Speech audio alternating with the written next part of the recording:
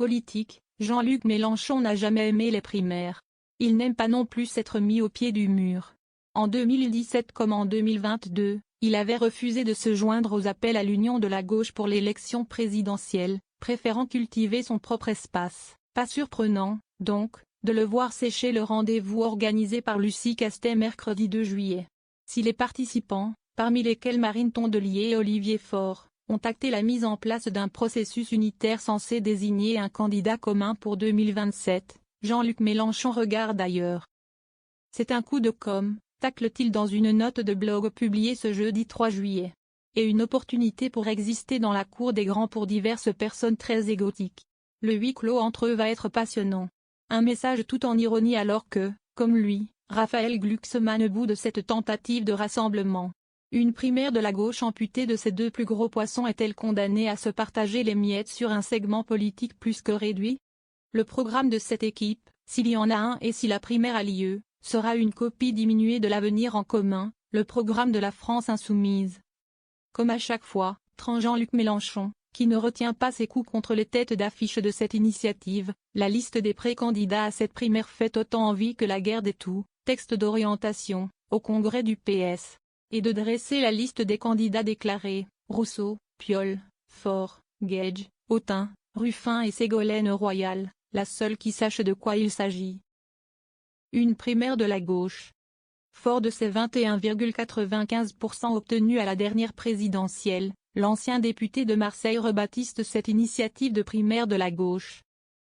Il est même convaincu que s'il y a été invité, sa présence n'était souhaitée par personne. Les unionistes, unitaires et autres émouvants clubs mondains de la gauche nous convoquaient en espérant notre absence, estime-t-il. Cela n'intéresse personne. Ni les millions d'électeurs insoumis pris pour des nigauds par cette gauche, ni ceux qui adhèrent à la ligne Glucksmann. Tout le monde semble se moquer de cet épisode. Fermez le banc. De toute façon, selon lui, le problème est ailleurs. Quand bien même la France insoumise déciderait-elle de participer à la primaire, les autres partis de gauche, PS compris, accepteraient-ils de faire campagne pour le gagnant s'il est insoumis? Quelqu'un peut-il croire que Yannick Jadot, Nicolas Mayer-Rossignol, Carole Delga, Jérôme Gage et toute la droite du PS et des Verts se rangeraient derrière la candidature LFI? Bien sûr que non, lance Mélenchon. Personne ne connaissait Lucie Castet. Sur son blog, il ne ménage pas non plus Lucie Castet, ex-candidate du NFP pour Matignon. Quitte à réécrire, un peu, l'histoire. Le leader insoumis explique que l'été dernier, après la victoire de la gauche aux élections législatives, la proposition de Lucie Castet fut arrachée en dernière minute. Personne ne la connaissait ni ne l'avait rencontrée avant cela dans le groupe qui devait décider, poursuit-il, après l'avoir pourtant qualifiée de quasi-insoumise aux Amefi d'août 2024. Lucie Castet restera notre candidate Premier ministre jusqu'à la fin de cette législature, si elle en est d'accord, assurait-il à la même période. Un vœu pieux puisque Mathilde Panot a expliqué que l'hypothèse Lucie Castet à Matignon n'était plus à l'ordre du jour.